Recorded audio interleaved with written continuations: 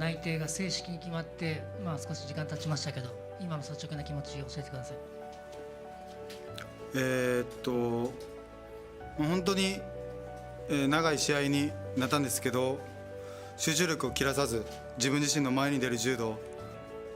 試合前どんな気持ちで今日の試合に臨んだんでしょうか。本当いろんな感情っていうのが、本当試合の前からやっぱりこうたくさんあったんですけど、本当試合今日当日になるともうやるしかないっていう、もうただそれだけで、そのような本当もうやりきるっていう気持ち一つで試合に挑みました。